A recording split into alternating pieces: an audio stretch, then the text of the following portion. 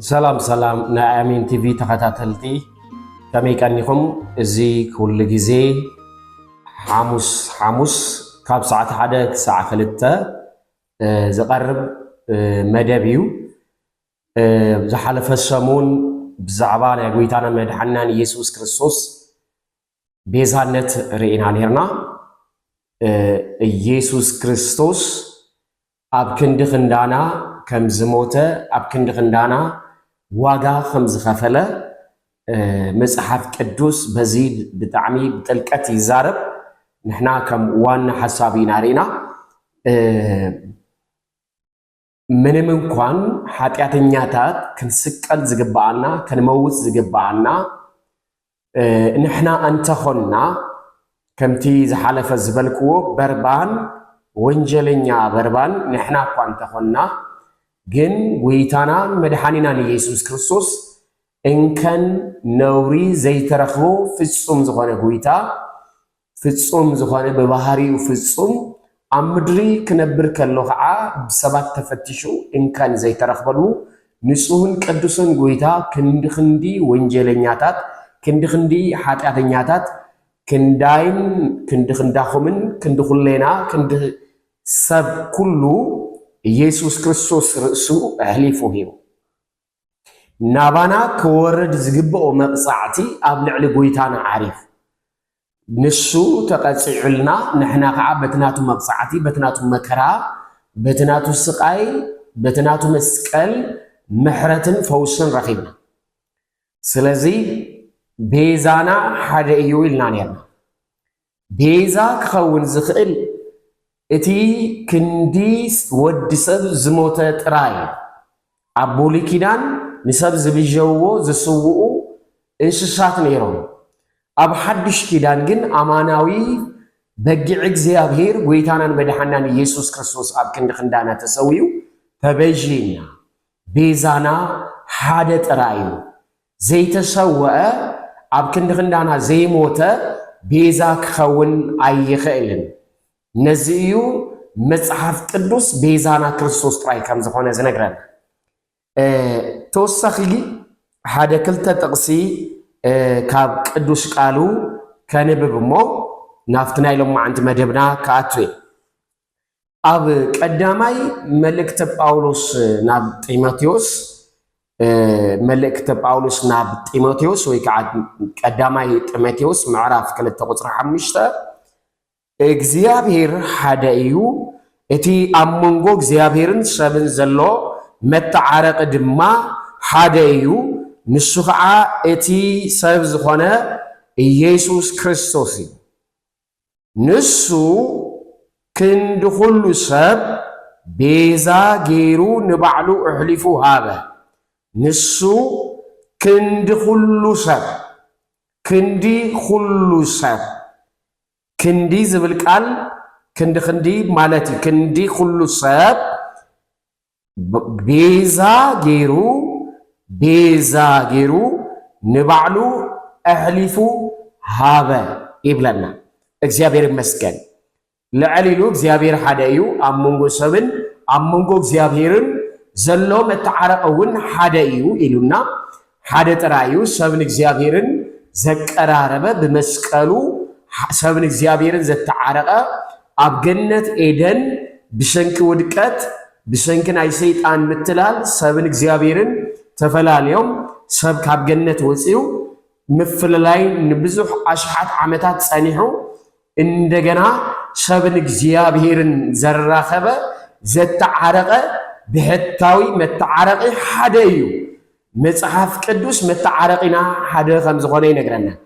እሱ ከዓ መተዓረቒ ክኾን ዝኽኣለሉ መንገዲ ሓደ መንገዲ ቤዛ ብምዃን ክንዲ ኩሉ ሰብ ቤዛ ገይሩ ንባዕሉ ኣሕሊፉ ሃበ ይብለና ስለዚ ኢየሱስ ክርስቶስ ክንዳኺ ክንዳና ቤዛ ገይሩ ንባዕሉ ኣሕሊፉ ሂቡ ኣብ መስቀል ንባዕሉ ኣሕሊፉ ሂቡ ንሞት ኣሕሊፉ ሂቡ ንመከራ ኣሕሊፉ ሂቡ ክንዳይን ክንዳኹምን ማለት ነዚ ጎይታና ቅድሚ مسقالون كم زيلو نيرو قويتا يسوس كريستوس ኣብ ዮሐንስ ወንጌል ምዕራፍ 10 ዮሐንስ ወንጌል ምዕራፍ 10 ካብ ቁጽሪ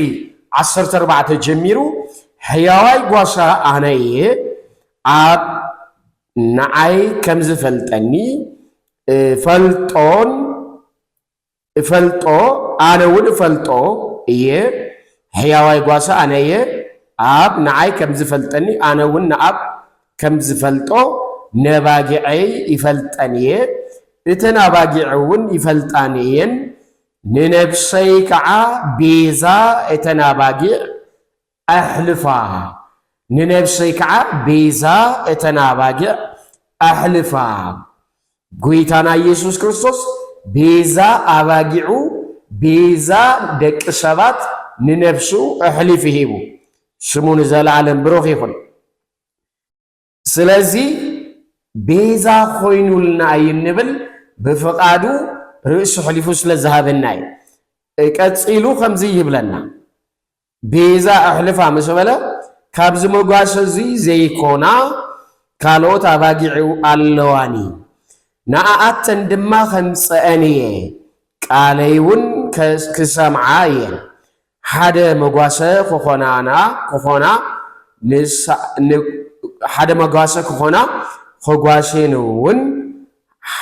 ጓሳዬን እውን ሓደ ክኸውን መሊሰ ንኽወስዳ ንነፍሰይ ቤዛ ኣሕሊፈ ዝህባ ስለ ዝኾንኩ ኣብ የፍቅረኒ ባዕለይ እየ ቤዛ ኣሕሊፈ ዝህባ እምበር ካባይ ዝወስዳ ሓደ እኳ የለን ቤዛ ካሕልፋ መሊሰውን ክወስዳ ስልጣን ኣለኒ ነዚ ትእዛዝ እዚ ካብ ኣቦይ እየ ዝተቐበልክዎ ይብል እግዚአብሔር ይመስገን። ኣብዚ ክፍሊ እዚ ቤዛ ቤዛ ቤዛ ዝብል ቃል ልዕሊ 4 ግዜ ተጠቂሰሎ ጎይታና መድሓኒናን ኢየሱስ ክርስቶስ ስለ ኣባጊዑ ስለይን ስለይኹምን ርእሱ ቤዛ ገይሩ ሕሊፉ ከም ዝህብ ከም ዘንብር ዝነግረና ቃል እዩ ማለት እዩ። ስለዚ ብዘይካ ጎይታናን መድሓኒናን ኢየሱስ ክርስቶስ ካብ ሰማይ ፍጥረታት ይኹኑ ካብ ምድሪ ፍጥረታት ስለና ርእሶም ቤዛ ገይሮም ዘቕረቡ የለውን ቤዛ ገይሩ ርእሱ ሕሊፉ ዝሃበ ጎይታናን መድሓኒናን ኢየሱስ ክርስቶስ ጥራይ ተበጃዊና ሓደ እዩ ቤዛና ሓደ እዩ ንሱ ከዓ እቲ ስለና ኣብ መስቀል ዝወዓለ ኢየሱስ ክርስቶስ እዩ። ኣብ ቀዳማዊ መልእኽቱ ቅዱስ ዮሐንስ ኣብ ምዕራፍ 2 ካብ ቁጽሪ 1 ጀሚሩ ብዛዕባ እዚ ይነግረና ኣቱም ደቀየ ይብል እዚ ዝጽሕፈልኩም ዘለኹ ሓጢኣት ምእንቲ ከይትገብሩ ኢለ እየ ልዕሊልና ምዕራፍ 1 ክነንብብ ከለና እግዚአብሔር ብርሃን ከም ዝኾነ ብብርሃን ክንመላለስ ከም ዘለና ሓጢኣት ክንገብር ከም ዘይብልና እንዳመኸረና እንዳመሃረና ኣይጸኒሑ ሓጢኣት እንተገይርና ግን ደም ወዱ ኢየሱስ ክርስቶስ ደም እግዚአብሔር ወልድ ካብ ሓጢኣትና ከም ዘንጸህና ብሓቂ እንተተናዚዝና ይቕረ ክብለና እሙንን ጻድቕን ከም ዝኾነ ይነግረና። ሕዚ ከዓ ምዕራፍ 2 ካብ ቁጽሪ 1 ጀሚሩ ከምዚ ይብል ኣቱም ደቀይ እዚ ዝጽሕፈልኩም ዘለኹ ሓጢኣት ምእንቲ ከይትገብሩ ኢለ እየ እግዚአብሔር ኩሉ ግዜ ንሓጢኣት ይጸልይ ቀፂሉ ከምዚ ይብለና ሓደ እኳ ሓጢኣት ዝገበረ እንተሃልዩ ኣብ ቅድሚ ኣብ ጠበቃ ኣለና ንሱ እውን እቲ ጻድቕ ኢየሱስ ክርስቶስ እዩ። ኣብ ቅድሚ ኣብ ጠበቃ ኣለና ንሱ እውን እቲ ጻድቕ ኢየሱስ ክርስቶስ ጥብቅና ኢየሱስ ክርስቶስ ኣብ መስቀል ዝኾነ ኮይኑ ግን ሓደ ግዜ ንሓዋሩን ዝሰርሕ ጥብቅና ስለዚ ሕዚ እውን ሓጢኣት እንተገይርና ናብ መስቀሉ ናብቲ ዘፍሰሶ ደም ዝቆረሶ ስጋይና ንምጥምት ብእምነት ናዊና ንምለስ ብምሕረት ብንስሓ ናዊና ንምለስ ትጥብቅና ኣብ ውሽጢ ዘሎ ቀፂሉ ቁጽሪ 2 ከምዚ ይብለና ከመይ ጠባኣ ኮይኑ ጎይታ ኢየሱስ ክርስቶስ እንተይልና ቁጽሪ 2 ንሱ ምንቲ ኃጢአትና ቤዛ ሆነ ንሱ ምንቲ ኃጢአትና ቤዛ ሆነ أحواتي بمنصر ናይ ኃጢአት ጉዳይ እንተ አልዒልና ብጣዕሚ ሓደ ነገር አስሚርና ክንዛረብ ይገባል ቤዛ ኃጢአትና ሓደ ንስዓ ጎይታናን መድኃኒናን ኢየሱስ ክርስቶስ ቤዛ ኃጢአትና ካብ መላእኽቲ ቤዛ ዝኾነ የለን ካብ ፍጥረታት ኣብ ምድሪ ካብ ደቂ ሰባት ማለት እዩ ካብ ነቢያት ካብ ጻድቃን ካብ ሐዋርያት ቤዛ ዝኾነ የለን ቤዛ ኃጢአትና ሓደን ብመንጽር ኃጢአት ክንሓስብ ከለና ሕዝውን ትኹረት ገይረ ከስምረሉ ይደሊ ቤዛ ኃጢአትና ሓደ ቤዛ ኃጢአትና ነፍሱ ዝሃበ ሓደ ስለ ደቂ ሰባት ዝሞተ ካብ ሰማይ ፍጥረት ካብ ምድሪ ፍጥረት የለን እንተይ ዘይ ሞይቱ እንተይ ዘይ ተሰዊኡ ከዓ ቤዛ ክኸውን ኣይኽእልን ቤዛ ኃጢአትና ሓደን ንስዓ ጎይታናን መድኃኒናን ኢየሱስ ክርስቶስ ስሙን ዘላለም ይባላል ንሱ ምንተ ኃጢአትና ቤዛ ሆነ ምንተ ኃጢአት ኩሉ ዓለም ወንበር ምንተ ኃጢአትና ጥራይ ኣይኮነን ነዚ ቃል እዚ ንሰምዕ ሰባት አይ ምንታና ጥራይ ከይንብል ናይ ጎይታናን መድኃኒናን ኢየሱስ ክርስቶስ ቤዛነት ምንተ ኃጢአት ዓለም ምንተ ኃጢአት ኩሉ ሰብ ዝቀረበ ቤዛነት ናይ ጎይታናን መድኃኒናን ኢየሱስ ክርስቶስ ቤዛነት ስለዚህ ኢየሱስ ክርስቶስ በቤዛነቱ እየድሕንና ተበጂና ቤዛነ ኩሉ ዓለም ጎይታናን መድኃኒናን ኢየሱስ ክርስቶስ ራይ ተበጂያዊና ሓደ ተሰውዐ ሓደ ዝሞተ ሓደ ተሰቕለ ሓደ ንሱ ይቤዛ ካሊ ቤዛ የለን أحواتي نزي بيزانت زي كالي بيزانت أقراريبنا نمهر انتخوينا نشبخ انتخوينا اجزيابهر بتعمي زحزة أحواتي بيزانت مدهاني عالم بحتاوي بچنيا زخونة بيزانتي ازي بيزانت زي ايوم حواريات الشبيخة ازي بيزانت زي ايوم نبات تنبيت تزاريبا كمن إيشاياش أمعرف 53 كنبخلو نبي إساس بزعبا زي بيزانت زي تنبيو أحواتي كالي بيزانت نشبخ النمهرن تخينا اكزيابهر كحتى الناي مصحف قدوس بزعبا زي أنكيرو نصور بزخونا من جديد نغرنا سلازي حدا بيزان لنا نشرع قويتانا مدحاننا يسوس كريستوسي أحواتي من البات أبحث أسقاي زلهم سبات انتليهم حدا بسرات كنغركم يدلي وانجيل بسراتي نشرع قويتانا مدحاننا يسوس كريستوس تبجيكم بيزان لكم حزب السهان تتمليسكم اكزيابير ببحراتك قبلكم أب بري خويني صبيكم الله كمتي عب لقاس معرف 15 نريو حياوي فكار ابو نودوك سعز ملس زصبز نبره اب اف دغ بر خويني زصبز نبره حياوي افقاري ابو نتي حقاتኛ نتي امنزرا نتي نبرتو زبترس تغوساقله بعالم استبلاشو ولاد يصبريرو تولاديني ناي እግዚአብሔር ምሳሌ የተወላድ ከዓ ናተይ እናትኩም ምሳሌ አምንም ኃጢአትና ሃሉ በንስሐና በእግዚአብሔር ተተመሊስና እቲ መሐረ ዝኾነ እግዚአብሔር ሓቂፉ ከቀበለና ዝግጁ ክዳና ከቀይሮ ማንነትና ከቀይሮ ንኃጢአትና ከቅንጥጦ እግዚአብሔር እንደገና አንጽዩ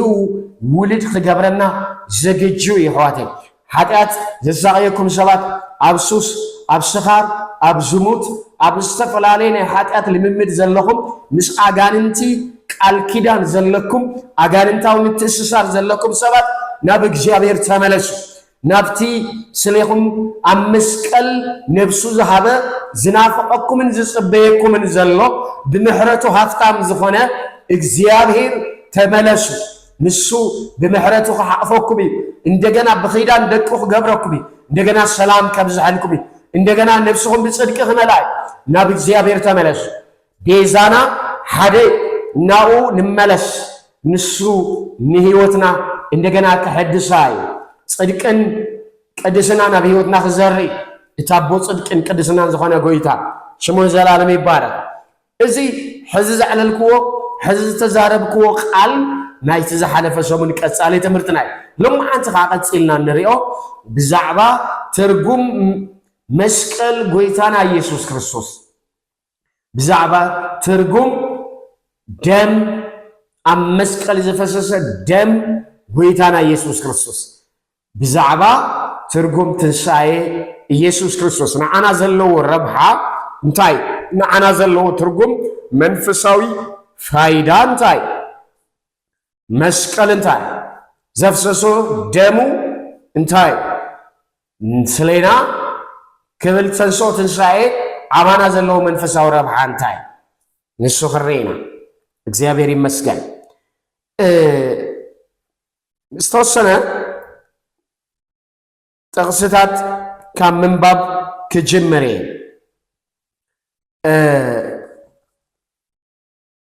መስቀል ጎይታና ኢየሱስ ክርስቶስ ንዓና ዓብይ መንፈሳዊ ፋይዳ ኣለዎ ገላትያ 3 ምዕራፍ 3 ቁጽሪ 13 ክሬና ገላትያ ምዕራፍ 3 ቁጽሪ 13 ናይ እግዚአብሔር ቃል ከምዚ ይብል ኣብ ዕንፀይቲ ዝተሰቕለ ዝተረግመ ዝብል ጽሑፍ ከም ዘሎ ክርስቶስ ክንዳና ከም ዝተረግመ ሰብ ኮነ ካብ ናይ ሕጊ መርገም ተበጀወና እቲ ኣብ ብሉይ ኪዳን ዘሎ መልእኽቲ እንታይ እዩ ኣብ መስቀል ዝስቀል እንታይ ዓይነት ሰብ እዩ እንታይ ኢልና ዝተረግመ ሰብ እዩ መስቀል ዝስቀል ከም ተቀድም ሕዚ ዝበልክዎ ብየማን ብፀጋም ዝነበሩ ኣብ ጎኒ ኢየሱስ ክርስቶስ ተሰቕሉ ሰባት በዚ ናይ መርገም ትእዛዝ ዝተሰቐለ ኣብ ብሉይ ኪዳን ሕጊ እንተጥሒስካ ሞት ከም ዝግባእካ መጽሓፍ ቅዱስ ይዛረብ ስፔሻሊ ዘዳግም 28 ብሉይ ኪዳን ክነጽንዕ ከለና እግዚአብሔር ንእስራኤላውያን ጠንኪሩ ዝነገሮም ነገር አለ እዚ ሕገይን ስርዓተይን ተፈጺምኩም ህይወትን በረኸትን ክኾነልኩም እዩ ሕገይን ስርዓተይን ተጥሒስኩም ግን መርገም ኣብ ልዕሊኹም ኣሎ ኢልዎም እቲ መርገም ከዓ ከከም ናይ ኃጢአት ዓይነቱ ሞት ዘስዕብ እንድሕር ኣስታዊስኩም ኣብ ዮሐንስ ወንጌል ምዕራፍ 8 ሓንቲ ሰበይቲ ከተመንዝር ክትዝሙ ተረኺባ ክትዝሙ ምስ ተረኽበት ኣብ ትሽዑ ዝነበሩ ናይ ሃይማኖት መራሕቲ ካብ ዝረኸብዋ ቦታ እንዳጎተቱ ናብ ጎይታናን መድኃኒናን ኢየሱስ ክርስቶስ ኣምፀይማ እንታይ ትብል ኢሎሞ ንጎይታ እዛ ሰብ እዚኣ ክዝሙ ረኺብና እያ ኢና ሙሴ ማለት ብሉይ ኪዳን ከምዚ ዓይነት ሰብ ብእምኒ ተቐጥቂጡ ክመውት ከም ዝግብኦ ኣዚዙ ንስኻ እንታይ ትብል ኢሎሞ ንኢየሱስ ክርስቶስ ኣብ ብሉይ ኪዳን ሞት ዘስዕቡ ሕግታት ነይሮም ንዕኦም ምጥሓስ ሞት የስዕብ ስለዚ ልክዕ ከምኡ እንታይ ይብለና ሓድሽ ኪዳን ናይ ብሉይ ኪዳን እንዳጠቐሰ ኣብ ዕንፀይቲ ዝተሰቕለ ዝተረግመ እዩ ዝብል ጽሑፍ ከም ዘሎ ክርስቶስ ክንዳና ከም ዝተረግመ ሰብ ኮነ ካብ ናይ ሕጊ መርገም ተበጀወና እንታይ ብምዃን ክርስቶስ ኢየሱስ ከም ሓደ ርጉም ሰብ ኮይኑ ኣብ ዕንፀይቲ ኣብ መስቀል ብምስቃል ብምማት ማለት እዩ ስለዚ መስቀል ኢየሱስ ክርስቶስ መርገምና ዝተወሰደሉ ታይት መርገምና እቲ እግዚአብሔር ኣብ ገነት ኤደን አዳም ዝሃቦ ሕጊ ስርዓት ብዘይ ምፍጻም አዳም ኣብ ትሕቲ መርገም ከም ዝወደቀ ንሕና እውን لك خمو نير نابولي كدان كأنت مسينا እግዚአብሔር ንሙሴ ዝሃቦ ሕግ ነይሩ ነቲ ሕግ እሱ ዝፍጽም ስለ ዘይተረኽበ ኩሌና ኣብ ትሕቲ መርገም ከም ዝወደቕና ይነግረና ስለዚ ኣብ ትሕቲ መርገም ንዝነበርና ሰባት ኣብ ትሕቲ መርገም ንዝነበርና ሰባት ነትርጉም ከዓ ኣብ ዕንጨይቲ ክስቀል ይግብኦ ስለ ዝብል ቅዱስ ቃሉ ክስቀል ዝግብአና ዝነበርና ሰባት ኢየሱስ ክርስቶስ ልክዕ ከም ናትና ቦታ ተኪኡ ከም ሓደ ርጉም ሰብ ተቆፂሩ ምንም እኳ ዘይብሉ እንተኾነ ምንጭ በረኸት ዝኾነ ጎይታ እኳ እንተኾነ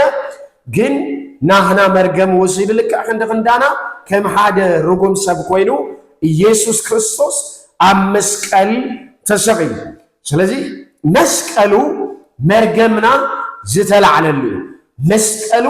ንሕና ነትናይ እግዚአብሔር ስርዓትን ሕግን ብዘይ ምፍጻምና ብልዕለና ዝነበረ መርገምና ንሕጊ ብዘይ ምምላእና ኣብ ልዕለና ዝነበረ መርገምና ዝተላዕለሉ እዩ ማለት እዩ እግዚአብሔር ይመስገን ስለዚ ካብ ናይ ሕጊ መርገም ተበጀወና ይብል ተበጀወና ካብ መርገም ተበጀወና ኢየሱስ ክርስቶስ ካብ መርገም ተበጂና ካሊ ናይ ክርስቶስ ኢየሱስ መስቀል ንዓና እንታይ እዩ ፋይዱ ታይ መንፈሳዊ ትርጉም ቆላስያስ መልእክት ጳውሎስ ናብ ሰብ ቆላስያስ ወይ ከዓ ቆላስያስ ምዕራፍ 2 ካብ ቁጽሪ 14 ጀሚሩ ናይ እግዚአብሔር ቃል ከምዚ ይብል ነቲ ዝኸሰናን ዝቃወመናን ዝነበረ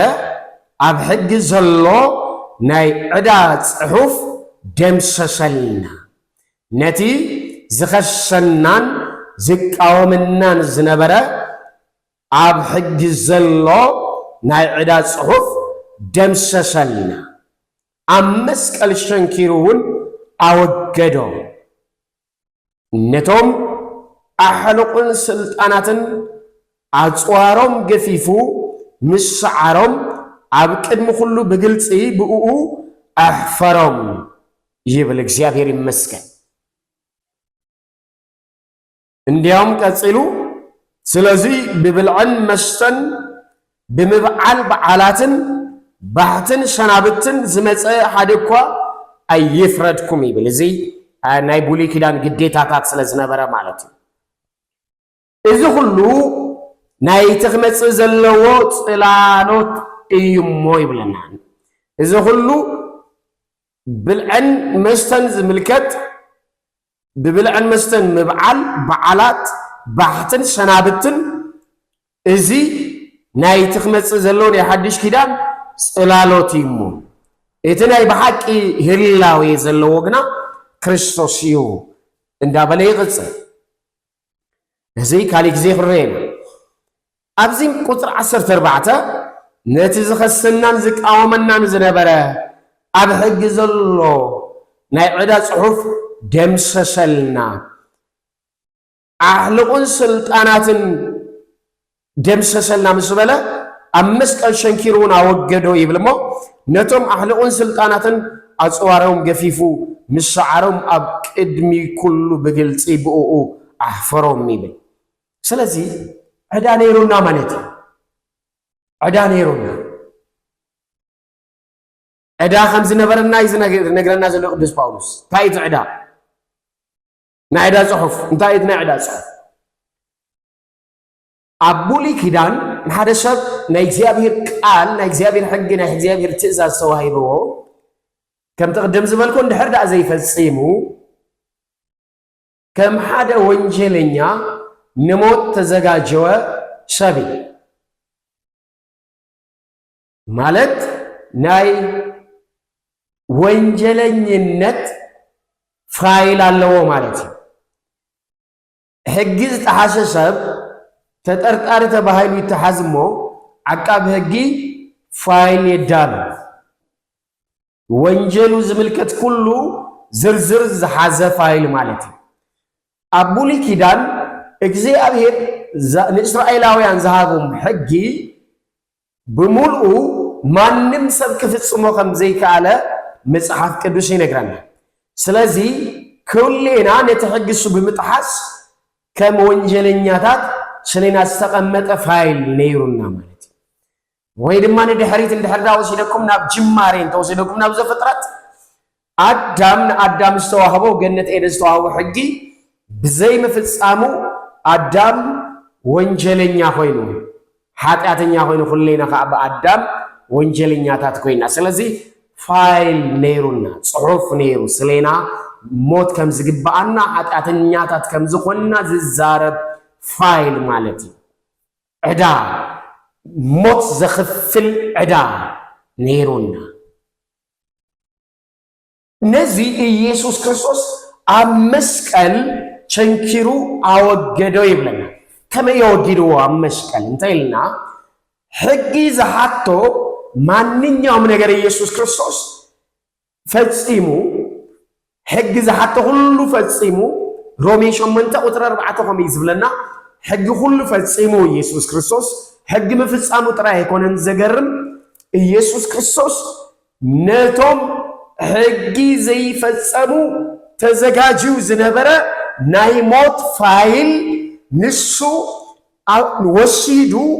አነ ኽሞት ኣብ ክንድኽንዶም ንሳቶም ምንም እንኳን ሕጊ ብዘይ ምፍጻም ሞት ዝግባኦም ወንጀለኛታት እንተኾኑ ግን ኣብ ክንድኽንዶም ከዓቱ ያነ ኣብ ክንድኽንዶም አባይ ክፍረድ ኣለዎ ትፍርዲ እቲ ፋይል አባይ ክኸውን ኣለዎ ኢሉ ኢየሱስ ክርስቶስ ትፍርዲ ተቐቢልዎ ኣብ መስቀል ተሰቒሉ ስለና ክኽፈል ዝግብኦ እቲ ፋይል ዝብለና ሞት ይግብአዩ ዝብል እከለ ኃጢአተኛ ስለዚህ ሞት ይግብኦ እዩ ህዝቢ ሁሉ ሰብ ሁሉ ወደ አዳም ሁሉ ኃጢአተኛ ሞት ይግብኦ ዝብል ፋይል ሞት ነው ብሙማት ፋይል አጽዎ ኢየሱስ ክርስቶስ አወጊድዎ ኣብ ክንድኽንዳና ብሙማት አወጊድዎ አጽዎ ፋይል አዋተይ ኢየሱስ ክርስቶስ ኣብ ክንዳይን ኣብ ክንድኽንዳኹምን ሞይቱ ኣብ ክንዳይን ኣብ ክንድኽንዳኹምን እቲ ንዓና ዝግባእ መቕጻዕቲ ስለና ተቐሚጡ ዝነበረ ናይ ክስ ፋይል ኦልሬዲ እሱ ኣብ ክንድኽንዳና ተኪ ኣትዩ ወሲድዎ ኣልዒልዎ ኣወጊድዎ እዚ ብምግባሩ ሰይጣን እውን ተዋሪዱ ማለት እዩ። ሰይጣን ኣብ ልዕልና ዝነበሮ ዓቕምን ስልጣንን ብዘይ ምእዛዝና ኣብ ልዕልና ብዝነበረ ኃጢአት እዩ። ብዘይ ምእዛዝና ኃጢአተኛታት ምስኮንና ካብ እግዚአብሔር ምስተፈለና ሰይጣን ኣብ ልዕልና ዓቕምን ጉልበትን ረኺቡ ኢየሱስ ክርስቶስ ግን እዚ ኩሉ ካብ ህይወትና ምስ ወሰዶ ሰይጣን ኣብ ልዕልና ምንም ዓይነት ዓቕሚ ክረክብ ኣይከኣለን ተሳዒሩ ካፍታ ሰበይቲ ዝመጽእ ዘርኢ ርእሲ ተተመን ክቅጥቅጦ እዩ ተባሂሉ ተጻሒፉ ነይሩ ኣብ ብሉይ ኪዳን ኣብ ዘፍጥረት ምዕራፍ 3:15 ስለዚ ጎይታናን መድኃኒትናን ኢየሱስ ክርስቶስ ካብ ቅድስት ድንግል ማርያም ተወሊዱ ኣብ መስቀል ርእሲ እቲ ተመን ቀጥቂጥዎ ስልጣኑ ዓቕሙን ሰይርዎ ሰይጣን ኣብ ደቂ ሰባት ዝነበረ ስልጣን ተሓዲጉ ሕዛ ይሰርሕን ዘሎ ማለት ኣይኮንኩን ኣፍቶም ዘይኣምኑ ኣፍቶም ኣብቲ ብክርስቶስ ኢየሱስ ተገብረሎም ቤዛነት ብእምነት ዘይተተኸሉ ኣፍቶም ውልድ እግዚአብሔር ዘይኮኑ ሕዚ እውን ስልጣን ኣለዎ ይሰርሕ ነገር ግን ኣፍቶም ብክርስቶስ ቤዛነት ኣሚኖም ኣብ ዝቤና ቤዛነት እዚ ዝተተኽሉ ዝድሓኑ ውልድ እግዚአብሔር ዝኾኑ ግን ስልጣን የብሉን ኮዳስ ኢየሱስ ክርስቶስ እንታይ ኢሉና ኣብ ልዕሊኡ ስልጣን ሂበኩም እየ ኢሉና አውጽኡ አጋንንት አውጽኡ ይልና ስለዚህ ስልጣን አለና ማለት እግዚአብሔር ይመስገን ኢየሱስ ክርስቶስ ኣብ መስቀል አጽዋር ዲያብሎስ ገፊፉ አፊርዎ ብድሕሪኡ ስለዚህ ሕዋተይ ኣነ ንስምኹምን ኣብቲ መስቀል ዝተገብረልና ግብሪ ኢየሱስ ክርስቶስ እንድሕር ደኣ ብትክክል ኣብቲ እምነት ንሱ ተተኺልና እንተ ኣሚንናዮ ንዑ ብምእማን ከዓ ውልድ እግዚአብሔር ተኾይና ኣብ ልዕሊ ናይ ጸልማት መንግስቲ ስልጣን ኣለና ናይ ደብተራ ስራሕ ከተፍርሱ ትኽእል ኢኹም ናይ ጠንቋል ስራሕ ተፍርሱ ትኽእል ኢኹም ናይ ኣጋንንት ስራሕ ተፍርሱ ትኽእል ኢኹም ቆሌ ዛር ዝበሃል ነገር ንቃቂልኩም ከተባርዎ ትኽእል ኢኹም እንድሕር ደኣ ወለድ እግዚአብሔር ኮይንኩም ስልጣን ኣለኩም ኢየሱስ ክርስቶስ ንዲያብሎስ ኣብ መስቀል ኣሕፊርዎ ዝምስጥር እዚ ተዘይተረዲእና ተዘይተቐቢልናዮን ግን ሕዚ እውን ኣብ ኣገዛዝኣ ስልጣን ዲያብሎስ ኣብ ፍርሃት ኣጋንንት ውሽጢ ንነብር ኣሕዋተይ ክንዓቢ ከለና ብቐትሪ ብሮባ ከይትኸድ ናብ ቃላይ ከይትቐርብ ጉሓፍ ብዘለዎ ከይትሓልፍ ከምዚ ከይትኸውን ከምዚ ከይትገብር እናተባሃልና ኢና ዓቢና ብዙሓት ኣዶታት ከዓ ኣብ ውሽጠን ብዝሓደረ ቆለ ዛር ቀይሕ በጊዕ ጸሊም ደርሆ ይተሓረደለይ እዚ ጨና እዚ ይገዘአለይ እዚ ክዳን እዚ ይገበረለይ እንዳበለ ዝገዝእ መንፈስ እንዳረአና ዝዓበና ሰባት ኢና እዚ ኩሎም ህዝብና ዝኾነሉ ዘሎ ምክንያት بفتصم اتي اب ኢየሱስ اب መስቀል اب ኢየሱስ ክርስቶስ ዝገበረልና ዝሃበና ዝሰርሐልና ነገር ብዘይ ምፍላጥና ውልድ እግዚአብሔር ኮይና ብጸጉ اب ልዕል እዚ ኩሉ ምብራር ንኽለሉ ስልጣን ከም ዝተዋሃበና ብዘይ ምፍላጥና ሰይጣን اب መስቀል ተሻይረና ክንቀባጥረሉ ዘይኮነስ አቀባጢሩ ሆስታሎ ክረቃሎ ካድማሎ ጻፍ ቅዱስ ናይ እግዚአብሔር ሰባት ንሰይጣን ብሽም ኢየሱስ ክርስቶስ የባረርዎ ከም ዝነበሩ ይነግረና ብሽም ኢየሱስ ክርስቶስ ካብ ሰባት ይነቅልዎም ከም ዝነበሩ ይነግረና ብሽመይ አጋንንት ተውጸኹም ይሉ ብሽም ማንም አይኮነን መጽሐፍ ቅዱስ ብሽመይ ይልና ብሽም ኢየሱስ ክርስቶስ ብሽም ኢየሱስ ክርስቶስ አጋንንት ይወጽ አጋንንት ይባረር ምክንያቱም አጽዋሩ ተገፊፉ አብሰብ ዝነበረ ስልጣን ተላዕሊ ተሸኒፉ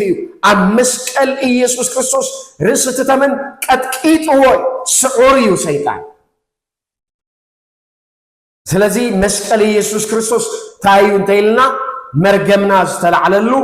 ዕዳና ዝተወገደሉ ሰይጣን ዝተሻዕረሉ መስቀል ኢየሱስ ክርስቶስ ሽሙን ዘላለም ዝተባረኸ ይኹን ካሊ መስቀል ኢየሱስ ክርስቶስ መስቀል ክብል ከለሁ ኣብ መስቀል ዝተገብረ ግብሪ ማለት እዩ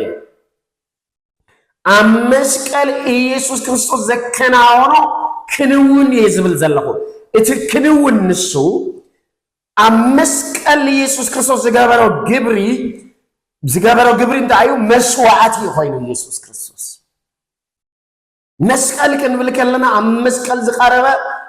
መስዋዕትነቱ ዝፈሰሰ ደሙ ዝተቆረሰ አው ዝተገብረ ግብሪ ማለት እዩ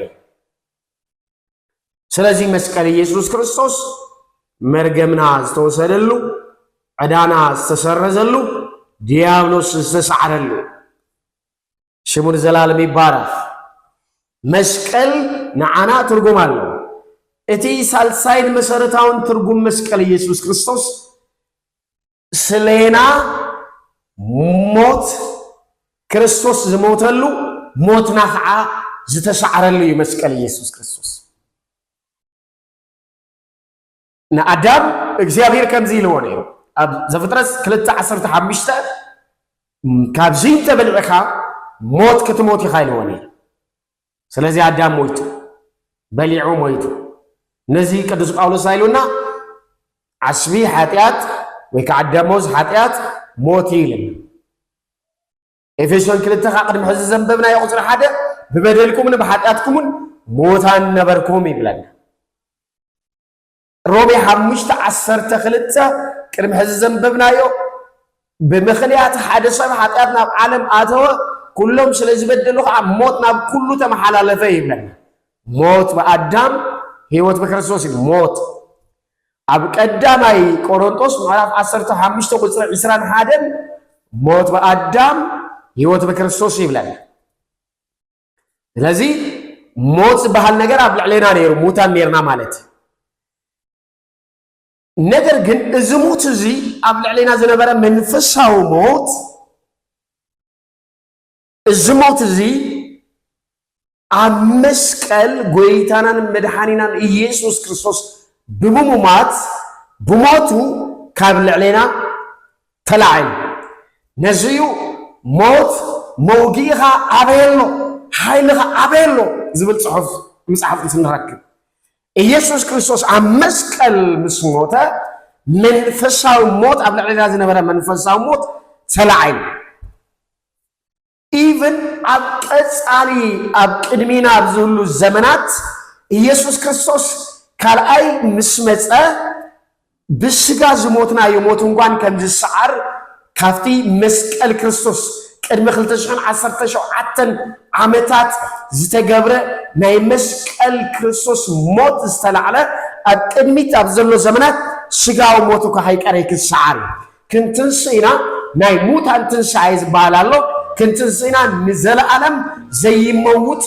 አካል ከዓኽ ለቢስና ምስ እግዚአብሔር ክንነብር ኢና ስለዚ መንፈሳዊ ሞትና ስጋው ሞትና በመስቀል ኢየሱስ ክርስቶስ ይተሳዓይ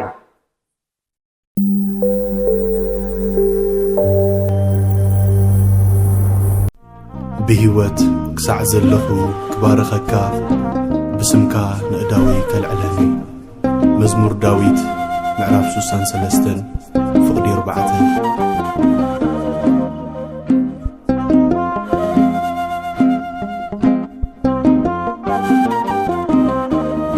زهيت التاخس حلاوي نايزا نفسي المون وسام بهوت كسب زلخو كزمري كمسكنكا سمكا خطوعوي نحواتيون كنقري يسوس نفقرخا عبكني محبر كمسكروي زيت التاخس حلاوي نايزا نفسي يمون وسام هيوت كسب زلخو كزمري كمسكنكا سمكا خطوعوي نحواتيون كنقري يسوس الفقرخا عبكني محبر كمسكروي بكهنة كل ساعة كي يقلقلوا موت سلازة عقتهم أتهم قدامت كهنات بزحات نبرو إيسوس قنان زي العالم زنبر سلازخنا زي حلف كهنات هلو ملكت باولوس نفس الإبراوين عراف شوعته كفقد 20 سلستين كساب 24 بزحرن مسواتي هدم دي بيلاتات موت بزقدبو هاي أوريد كهنات بناي موت أقلقلو هاي كون اندحنتي بقزا دم كايو هوليك كهني كنتكا زالعالماويو موت مقابر هاي قدبونيو سلازي أبغى زوكل من اللوني زيكا غمدحن أو إيسوس سمون أملاخي عمي واتي سخاني قسلي عمين زيت التاخس حلاوي نايزا نفسي يمون وسام هيوت كسب زلخو كزمري كمسكنكا سمكا خطوعوي نحواتيون كنقري يسوس الفقرخا عبكني محبر كمسكروي بو كندحن زقبا كان اسم أبتحت سماي نسب أيتوابن مو مدحان بعد قال كتيلو قبر هواريات معرف 4 فقد 10 سمكايو حيلي سيطان زي سعرلو من جبرختي كهال أي زي بلو ندحنا تيلو زيتوحب النسم بزيكا يسوس كهبتو خالي البون ኢየሱስ ክበሌ በማህሌት ምስጋና ቆይበ ኢየሱስ በሉ ንኽብሩ አየዘምሩ ኢየሱስ ንበል መድኃኒት እዩ አቡን ወከል አሜን ዘይትታፈስ ሓላወይ ናይዛ ነፍሰይ እሙን ጐሳ ሕይወት ክሳብ ዘለኹ ከዝምሬ ከመስግነካ ስምካ ኽጽውዖይ ነሕዋተይውን ክነግሪ ኢየሱስ ንፍቕርኻ ኣብ ቅድሚ ማሕበር ክምስክሮይ ክሳብ ሕጂ ሓንቲ እኳ ብስመይ ኣይለመንክምዎን ሓጐስኩም ምሉእ ምእንቲ ክኸውን ለምኑ ክትረኽቡ ድማ ኢኹም ወንጌል ዮሃንስ ምዕራፍ 16:24 باسمك نلمن باسمك نركب باسمك نتسفو باسمك نسعر اتلونا نبلو اتكنا سنكنا ኢየሱስ እንካዩ ዓይነ ዝህበና ከመይሲ ከምቲ ቃልካ ዘሎ ኩሉ ነገር ብስምካ ክንገብሮ ስለዚና ኣባኻ ንውከል ምን ኣሎና ብዘይካኻ መድሕን ኦ ኢየሱስ እሙን ኣምላኽና ኣምልኾ ምስጋና ንዓኻ ኦ ኢየሱስ እሙን ኣምላኽና ኣምልኾ ምስጋና ንዓኻ ኦ ኢየሱስ እሙን ኣምላኽና ኣምልኾ ምስጋና ንዓኻ አሜን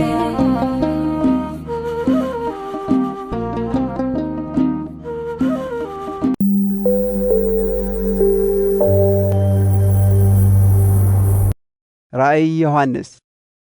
ራእይ ምዕራፍ 1 ብቕልጡፍ ክኸውን ዘሎ ነገልገልቱ ምእንቲ ክገልጸሎም ኢሉ እግዚአብሔር ንመልአኹ ልኢኹ ንኣገልጋሊ ዮሐንስ ብዛዕባ ኢየሱስ ክርስቶስ ዝገለጸሉ ራእይ እዚ እዩ። ዮሐንስ ከዓ ስለ ቃል እግዚአብሔርን ኢየሱስ ክርስቶስ ስለዝምሃሮ ሓቅን ብዛዕባ እቲ ዝረአየ ኩሉ ነገር መስከረ። እቲ እዙይ ዝፍጸመሉ ዘመን ቀረባ ስለ ዝኾነ ድማ እቲ ነዚ ቃል ትንቢት እዙይ ዘንብብ ብፁዕ እዩ። እቶም ዝሰምዕዎን ነቲ ኣብኡ ተጻሒፉ ዘሎ ዝፍጽምዎን እውን ብፁዓን እዮም። ካብ ዮሐንስ ናብተን ኣብ እስያ ዘለዋ 7 ኣብያተ ክርስቲያን ካብቲ ዘሎን ዝነበረን ዝመጽእን ካብቶም ኣብ ቅድሚ ዙፋኑ ዘለዉ 7 መናፍስትን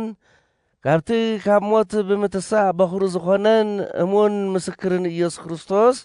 ጸጋን ሰላምን ምሳኻትኩም ይኹን። ነቲ ዘፍቀረና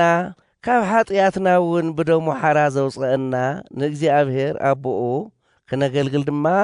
ነገስታትን ካህናትን ዝገበረና ክብርን ስልጣንን ንዘለዓለመ ዓለም ንእኡ ይኹኖ አሜን። እነሆ ንሱ ብደመና ክመጽእ እዩ። ሎም ሰባት እቶም ዝወግእዎ እውን እንተይተረፉ ክርእይዎ እዩ። ኩሎም ዓልየታት ምድሪ ድማ ብእኡ ምኽንያት ክበኽዩ እዮም። እወ ክኸውን እዩ አሜን። እቲ ዘሎን ዝነበረን ዝመጽእን ኩሉ ዝኽእል እግዚአብሔር ኣምላኽ አልፋን ኦሜጋን አነ እየ ይብል ኣሎ። ኣነ ኣብቲ ብኢየሱስ ዝረኸብናዮ መንግሥቲ መዋርስትኹም ኣብ መከራኹምን ብትዕግሥቲ ምጽናዕኹምን መኻፍልትኹም ዝኾንኩ ሓውኩም ዮሐንስ ቃል እግዚአብሔር ብምስባኸይን ንኢየሱስ ብምስካረይን ኣብታ ፍጥሞ እትበሃል ደሴት እንተለኹ ብመዓልቲ ጐይታ ሰንበት ብመንፈስ ተመሲጠ ነበርኩ። ብድሕረይ ከዓ ከም ድምፂ መለኸት ዝበለ ብርቱዕ ድምፂ ሰማዕኹ። ነቲ ትሪኦ ዘለኻ ኣብ መጽሓፍ ጽሒፍካ ናብተን ኣብ ኤፌሶንን ሰብሬነስን ጴርጋሞንን ቲያጥሮንን ሰብዴስን ፊላደልፍያን ሎዶቅያን ናብ ዘለዋ 7 ኣብያተ ክርስቲያን ስደዶ ድማ በለኒ መን ከም ዝተዛረበኒ ክርኢ ግልጽ በልኩ። ግልጽ ምስ በልኩ ድማ 7 ቀወምቲ ናይ ወርቂ ቀናዲል ረአኹ። ኣብ ማእኸል እተን ቀወምቲ ቀናዲል ከዓ ክሳዕ እግሩ ዝተኸድነ ብቕናት ወርቂ እውን ክሳዕ ኣፍልቡ ዝተዓጥቀ ወዲ ሰብ ዝመስል ረአኹ። ርእሱን ጸጉሩን ከም ጸምሪ ከም በረድ እውን ጻዕዳ ነበረ። ኣዒንቱ እውን ከም ሓልሓልታ ሓዊ ነበራ። ኣእጋሩ ኣብ እቶን ከም ዝረሰነ ዘንጸባርቕ ነሃስ ይመስላ ነበራ። ድምፁ እውን ከም ድምፂ ብዙሕ ማያት ነበረ። ብየማናይ ኢዱ 7 ከዋኽብቲ ሒዙ ነበረ። ካብ ኣፉ እውን 2 ዝኣፉ በሊሕ ሰይፊ ይወፅእ ነበረ። ገጹ እውን ከምታ ብሓይሊ እተብርህ ፀሓይ ነበረ። ምስ ረኣኽዎ ድማ ከም ዝሞተ ሰብ ኮይነ ኣብ ትሕቲ እጋሩ ወደቕኩ። የማነይቲ ኢዱ ኣብ ልዕለይ ኣንቢሩ ድማ ኣይትፍራሕ፣ እቲ ቀዳማይን እቲ ዳሕረዋይን እቲ ሕያውን ኣነ እየ። ሞይተውን ነበርኩ፣ ነሆ ከዓ ንዘለዓለመ ዓለም ሕያው እየ። ኣብ ልዕሊ ሞትን ሲኦልን ከዓ ስልጣን ኣለኒ። እምበኣርከስ ነቲ ዝረኣኻዮን ነዚ ዘሎን ነቲ ድሕሪዚ ክኸውን ዘለዎን ጽሓፍ። ናይቶም ኣብ የማናይ ኢደይ ዝረኣኻዮም 7 ከዋኽብትን ናይተን 7 ቀወምቲ ቀናዲልን ምስጢር፣ እቶም 7 ከዋኽብቲ ናይተን 7 ኣብያተ ክርስቲያን መላእኽቲ እየን። እተን 7 ቀወምቲ ቀናዲል እውን 7 ኣብያተ ክርስቲያን እየን በለኒ። ራእይ ምዕራፍ 2 ናብ መልአኽ ቤተ ክርስቲያን ኤፌሶን ከምዚ ኢልካ ጸሓፍ። እቲ ኣብ የማናይ ኢዱ 7 ከዋኽብቲ ዝሓዘ ኣብ ማእኸል ተን 7 ቀወምቲ ወርቂ ቀናዲል ዝመላለስ ከምዚ ይብል ኣሎ። ግብርኻን ጻዕርኻን ትዕግስትኻን ነቶም ክፉኣት ሰባት እውን ክትጸሮም ዘይምኽኣልካን ነቶም ሓዋርያት ኢና ዝብሉ ግና ዘይኮኑ ተዓዚብካዮምስ ሓሰብቲ ኮይኖም ከም ዝረኸብካዮም እውን ፈልጥ እየ። ትዕግስቲ ከም ዘለካ ስለ ስመይ ኢልካ እውን መከራ ከም ዝተጻወርካን ከም ዘይሰልከኻ ንፈልጥ እየ። ግና ነታ ቀዳመይቲ ፍቕርኻ ስለ ዝሓደግካያ ነቕፈካ ኣለኹ። እምበኣርስ ካበይ ከም ዝወደቕካ ዘክር። ተነሳህ፣ ነቲ ቀዳማይ ግብርኻ እውን ግበሮ። እንተዘይተነሲሕኻ ግና መጺአ ነቲ ቀዋሚ ቐንዲልካ ካብቲ ስፍርኡ ከግልሶ እየ። ግና ነቲ ኣነ ዝጸልኦ ግብሪ ኒቆላውያን ንስኻ እውን ትጸልኦ ኢኻ እሞ እዙይ ግዳእ ጽቡቕ ኣለካ። እዝኒ ዘለዎ እቲ መንፈስ ቅዱስ ንኣብያተ ክርስቲያን ዝብለን ዘሎ ይስማዕ። ነቲ ዝስዕር ካብታ ኣብ ገነት እግዚኣብሔር ዘለኣም ሕይወት ክበልዕ ክፈቕደሉ እየ። ናብ መልአኽ ቤተ ክርስቲያን ሰብሬነስ እውን ከምዚ ኢልካ ጸሓፍ። እቲ ቀዳማይን ዳሕረዋይን ሞይቱ ዝነበረን ሕያው ዝኾነን ከምዚ ይብል ኣሎ። መከራኻን ድኽነትካን ፈልጥ እየ። ግና ሃብታም ኢኻ። ካብቶም ኣይሁድ ኢና ዝብሉ ግና ማሕበር ሰይጣን እምበር ኣይሁድ ዘይኮኑ ጸርፊ ከም ዝተቐበልካ እውን ፈልጥ እየ። ነቲ ዝመጸካ መከራ ይትፍራሕዮ። እነሆ ምእንቲ ክትፍተኑ ዲያብሎስ ንገሊእኻትኩም ናብ ቤት ማእሰርቲ ክድብርየኩም እዩ። 10 መዓልቲ እውን መከራ ክረኽበኩም እዩ። ንስኻ ግና ክሳዕ ሞት እሙን ኩን፣ ኣነ እውን ኣኽሊል ሕይወት ክህበካ እየ። እዝኒ ዘለዎ እቲ መንፈስ ቅዱስ ንኣብያተ ክርስቲያን ዝብለን ዘሎ ይስማዕ። እቲ ዝስዕር በቲ ካልኣይ ሞት ኣይጉዳእን እዩ። ናብ መልአኽ ቤተ ክርስቲያን ጴርጋሞን እውን ከምዚ ኢልካ ጸሓፍ። እቲ 2 ዝኣፉ በሊሕ ሰይፊ ዝሓዘ ከምዚ ይብል ኣሎ። ኣበይ ከም እትነብር ፈልጥ እየ። ኣብቲ ናይ ሰይጣን ዝፋን ዘለዎ ኢኻ እትነብር። ነቲ ኣባይ ዘለካ እምነት ኣጽኒዕኻ ሒዝካዮ ኣለኻ። ኣብቲ ሰይጣን ዝነብረሉ ንኣንቲጳስ ነቲ እሙን ምስክረይ ኣብ ማእኸልኩም ብዝቐተልዎ መዓልትታት እኳ ነቲ ኣባይ ዘለካ እምነት ኣይከሓድካን። እንተኾነ ብቑሩብ ነገር ነቕፈካ ኣለኹ። ትምህርቲ በልዓም ዝሰዓቡ ሰባት ኣለዉኻ። በልዓም እቲ ንደቂ እስራኤል መፈንጠር ክገብረሎም ኢሉ ንጣዖት ዝተሰውአ ከም ዝበልዑን ከም ዝዝምውን ምእንቲ ክገብር ንባላቅ ዝመኸሮ እዩ። ከምኡውን ንትምህርቲ ኒቆላውያን ዝስዕቡ ሰባት ኣለዉኻ። ስለዙይ ተነሳህ፣ انت زي كونه قلطيفة مزي بتخاب أفي زوج سيفي خواقو أمية እዝኒ ዘለዎ እቲ መንፈስ ቅዱስ ንኣብያተ ክርስቲያን ዝብለን ዘሎ ይስማዕ ነቲ ዝስዕር ካብቲ ስውር መናኽዎ እየ እንትርፍቲ ዝተቐበሉ ሓደ እኳ ዘይፈልጦ ሓዱሽ ስም ዝተጻሕፎ ጻዕዳ እምኒ እውን ክህቦ እየ ናብ መልኣኽ ቤተ ክርስቲያን ቲያጥሮን እውን ከምዚ ኢልካ ጸሓፍ እቲ ከም ሃልሃል ተሓዊ ዝመስላ ዓይንቲ ዘለዋኦ ኣእጋሩ እውን ዘንጸባርቕ ነሓስ ዝመስል ወዲ እግዚኣብሔር ከምዚ ይብል ኣሎ ግብርኻን ፍቕርኻን እምነትካን ትዕግስትኻን ካብቲ ቀዳማይስ እቲ ዳሕረዋይ ግብርኻ ከም ዝበዝሕ እፈልጥ እየ ግና ነታ ነቢይት እየ እናበለት ነቶም ኣገልገልተይ ከመንዙርን ንጣዖታት ዝተሰውአ ክበልዑን እተምህሮምን ተስሕቶምን ዘላ ኤልዛቤል እትበሃል ሰበይቲ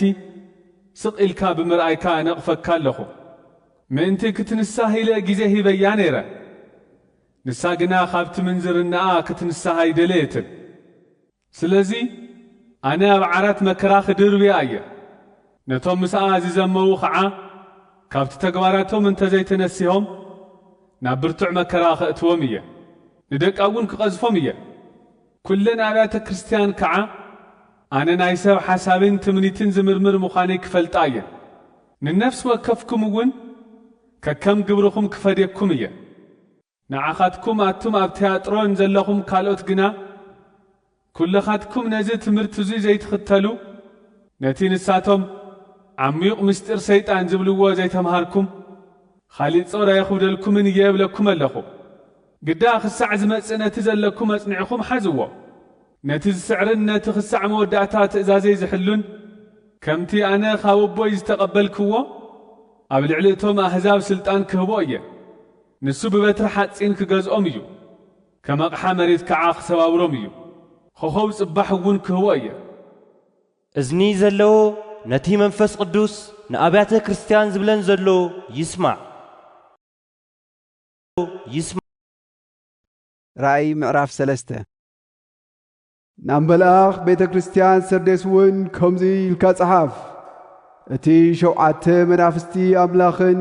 7 ከዋኽብትን ዘለዎ ከምዚ ይብል ኣሎ ኣነ ንግብርኻ ፈልጦ እየ ሕያው ተባሂልካ ኢኻ ትጽዋዕ ግና ምዉት ኢኻ ንግብርኻ ኣብ ቅድሚ ኣምላኸይ ፍጹም ኮይኑ ኣይረኸብክዎን እሞ ንቑሕኹን ነቲ ተሪፍካ ዘሎ ኸይመተ እንተሎ ኣበርታዓዮ ደጊም እንታይ ከም ዝተምሃርካን ከም ዝሰማዕኻን ዘክር ሓልዎ ተነሳህ እውን እንተዘይነቓሕኻ ግና ከም ሰራቕ ክመጸካ እየ በየነይቲ ሰዓት ከም ዝመጸካ እውን ኣይትፈልጥን ኢኻ ኣብ ሰርዴስ ግና ክዳውንቶም ዘየርስሑ ውሕዳት ሰባት ኣለዉኻ ንሳቶም ቡቕዓት እዮም እሞ ጻዕዳ ክዳውንቲ ተኸዲኖም ምሳይ ክነብሩ እዮም እቲ ዝስዕር ከምኣቶም ጻዕዳ ክዳውንቲ ክኽደን እዩ ኣነ እውን ንስሙ ካብ መጽሓፍ ሕይወት ኣይፍሕቖን እየ ኣብ ቅድሚ ኣቦይን ኣብ ቅድሚ መላእኽቱን ድማ ንስሙ ክምስክረሉ እየ እዝኒ ዘለዎ ነቲ መንፈስ ቅዱስ ንኣብያተ ክርስቲያን ዝብለን ዘሎ ይስማዕ ናብ መልኣኽ ቤተ ክርስቲያን ፊላደልፍያ እውን ከምዚ ኢልካ ጸሓፍ እቲ ቅዱስ ሓቀኛ መርሖ ዳዊት ዘለዎ ንሱ ምስ ከፈተ ሓደ እኳ ክዓጹ ዘይኽእል ንሱ ምስ ዓጸወ ከዓ ሓደ እኳ ክኸፍት ዘይኽእል ከምዚ ይብል ኣሎ ንግብርኻ ፈልጦ እየ ዓቕምኻ ድኹም እዩ እንተኾነ ንቓልየ ሓለኻዮ ንስመይ እውን ኣይከሓድካዮን ስለዚ ሓደ እኳ ክዓጽዎ ዘይኽእል ክፉት ኣፍ ደገ ሂበካ ኣለኹ እነሆ ካብቶም ማሕበር ሰይጣን ዝኾኑ ኣይሁድ እንተይኮኑ ሓስዮም ኣይሁድ ኢና ዝብሉ መጺኦም ኣብ እግርኻ ወዲቖም ከም ዝሰግዱልካ ክገብሮም እየ ኣነ ከም ዘፍቅረካ እውን ከፍልጦም እየ ነቲ ተዓገስ ዝብል ትእዛዘይ ድማ ስለ ዝሓለኻዮ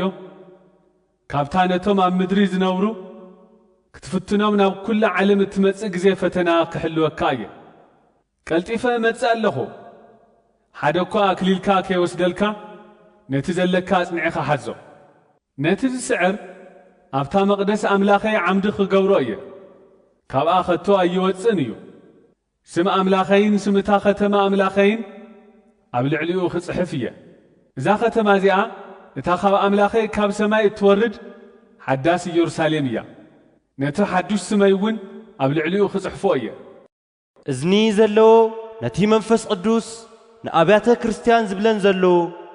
ይስማዕ ናብ መልኣኽ ቤተ ክርስቲያን ሎዶቅያ እውን ከምዚ ኢልካ ጽሓፍ እቲ ኣሜን እሙንን ሓቀኛን ምስክር ቅድሚ ኩሉ ፍጥረት ዝነበረ እግዚኣብሔር ከምዚ ይብል ኣሎ ግብርኻ ኩሉ እፈልጦ እየ ኣይዝሑል ኣይምውቕ ኢኻ ኣበይ እሞ ዝሑል ወይ ምውቕ ከም ኮንካ ስለዚ ኣይምውቕ ኣይዝሑል ልህብ ዝበለ ስለ ዝኾንካ ካብ ኣፈይ እንትፍእ ክብለካ እየ ሃብታምን ዝሰሰነለይን እየ ሓደካ ዝጐደለኒ ነገር የብለይን ብምባልካ ሕስሩን ዘደንግፅን ድኻን ዕውርን ዕሩቕን ምዃንካ ኣይፈለጥካን ኢኻ ምእንቲ ክትህብትም ብሓውዝ ጸረየ ወርቂ ኻባይ ክትዕድግ ሕፍረት ዕርቃንካ ምእንቲ ኸይቕልዐን ክትኽደንን ጻዕዳ ኽዳውንቲ ምእንቲ ክትርኢ ንዒንትኻ ክትኰሓለሉውን ኩሕሊ ኻባይ ክትዕድግ መኽረካ ኣለኹ ኣነ ነቶም ዘፍቅሮም እግስጾምን ቐጽዖምን እየ ደጊም ንቓሕ እሞ ተነሳህ እንሆ ኣብ ኣፍ ደገ ደው ኢለ ማዕጾ ኹሕኹሕ ኣለኹ ሓደ እኳ ድምፀይ ሰሚዑ ማዕጾ እንተኸፊቱለይ ናብኡ ኸኣቱ ምስኡ እውን ክበልዕ እየ ንሱ እውን ምሳይ ክበልዕ እዩ ከምቲ ኣነ ዝሰዓርኩ እሞ ምስ ኣቦይ ኣብ ዙፋኑ ዝተቐመጥኩ ነቲ ዝስዕር እውን ኣብ ዙፋነይ ምሳይ ክቕመጥ ክፈቕደሉ እየ እዝኒ ዘለዎ ነቲ መንፈስ ቅዱስ ንኣብያተ ክርስቲያን ዝብለን ዘሎ ይስማዕ ራእይ ምዕራፍ 4 ድሕሪ እንሆ ኣብ ሰማይ ክፉት ኣፍ ደገ ረአኹ እቲ ከም መለኸት ዝጥዕም ቅድም ክዛረበኒ እንተሎ ሰማዕዎ ድምፂ ድማ ነቲ ብድሕሪ ህዚ ዝኸውን ዘለዎ ነገር ክርእየካስ ንኣ ናብዚ ደይብ በለኒ ሽዑ ንሽዑ ኸዓ ብመንፈስ ተመሰጥኩ እንሆ ድማ ኣብ ሰማይ ዙፋን ተቐሪቡ ኣብቲ ዙፋን እውን ሓደ ተቐሚጡ ነበረ እቲ ኣብ ዙፋን ተቐሚጡ ዝነበረ ኸዓ ትርኢቱ ክቡር እምኒ ኢያሰጲድን ሰርዲኖንን ይመስል ነበረ ነቲ ዙፋን ድማ መረግዲ ዝመስል ቀስተ ደመና ኸቢብዎ ነበረ ኣብ ዙርያ እቲ ዙፋን ከዓ 14 ዙፋናት ረአኹ ኣብተን ዙፋናት እውን ጻዕዳ ክዳውንቲ ዝተኸድኑ ኣብ ርእሶም ኣክሊል ወርቂ ዝደፍኡ 24 ኣሕሉቕ ተቐሚጦም ረአኹ ካብቲ ዙፋን ከዓ መብረቕን ድምፂ ነጐድጓድን ወፀ ኣብ ቅድሚ እቲ ዙፋን እውን 7 ናይ ሓዊ መባርህ ይበርሁ ነበሩ ንሳቶም 7 መናፍስቲ እግዚኣብሔር እዮም ኣብ ቅድሚ እቲ ዙፋን ድማ ዘንጸባርቕ መስትያት ዝመስል ባሕሪ ኣሎ ኣብ ዙርያ እቲ ዙፋን በብመኣዝኑ ብቕድሚቶምን ብድሕሪቶምን ኣዒንቲ ዝመልኦም 4 እንስሳ ኣለዉ እቲ ቀዳማይ እንስሳ ኣንበሳ ይመስል እቲ ኻልኣይ እንስሳ ብዕራይ ይመስል እቲ ሳልሳይ እንስሳ ኸዓ ናይ ሰብ ዝመስል ገጽ ኣለዎ እቲ ራብዓይ እንስሳ ድማ ዝነፍር ንስሪ ይመስል እቶም 4 እንስሳ ድማ ነፍሲ ወከፎም 6 ክንፊ ኣለዎም ብዙርያኦምን ብውሽጦምን ኣዒንቲ ዝመልኦም እዮም ለይትን መዓልትን እንተየቋረጹ ድማ ቅዱስ ቅዱስ ቅዱስ ኩሉ ዝነበረን ዘለዎን ዝመጽእ ካብ ምባል ኣየቋርጹን ነበሩ እቶም እንስሳ ነቲ ኣብ ዙፋን ዝተቐመጠ ንዘለዓለመ ዓለም ሕያው ኮይኑ ንዝነብር ክብርን ሞገስን ምስጋናን ክህብዎ እንተለዉ እቶም 24 ኣሕሉቕ ድማ ኣብ ቅድሚ እቲ ኣብ ዙፋን ዝተቐመጠ ፍግም ኢሎም ነቲ ንዘለዓለመ ዓለም ሕያው ኮይኑ ዝነብር ሰገዱሉ ኣኽሊላቶም ኣብ ቅድሚ እቲ ዙፋን እምቢሮም ከዓ ኦ ጐይታናን ኣምላኽናን ንስኻ ክብርን ምስጋናን ስልጣንን ይግበአካ እዩ ንኹሉ ንስኻ ፈጠርካዮም ፍቓድካ ስለ ዝኾነ ድማ ተፈጢሩን ህላዌ ረኺቡን ኣሎሞም በሉ